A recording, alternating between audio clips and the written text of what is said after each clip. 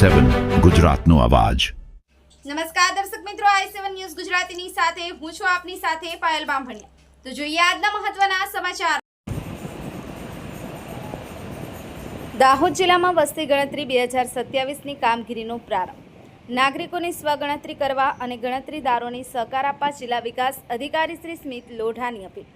મળતી માહિતી મુજબ આપણા દેશમાં ભવિષ્યની યોજનાઓ અને વિકાસની રૂપરેખા સુનિશ્ચિત કરવા માટે ભારત સરકાર દ્વારા વસ્તી ગણતરીની કામગીરી હાથ ધરવામાં આવેલ છે, જે અન્વયે દાહોદ જિલ્લામાં જનગણના 2027ના પ્રથમ તબક્કાની એટલે કે ઘર યાદીની કામગીરી આગામી તારીખ 1 જૂનથી 30 જૂન સુધી હાથ ધરવામાં આવનાર છે।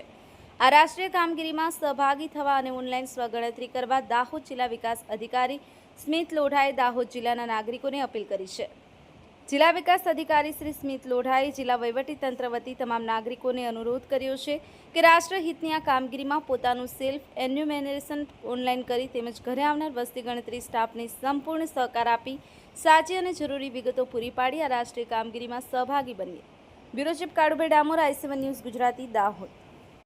સૌને નમસ્કાર। વસ્તી ગણતરી 2027ના ભાગરૂપે દાહોદ જિલ્લામાં ઘરોની ગણતરી તથા દરેક વ્યક્તિની માહિતી ભારત સરકાર દ્વારા ભેગી કરવામાં આવનાર છે।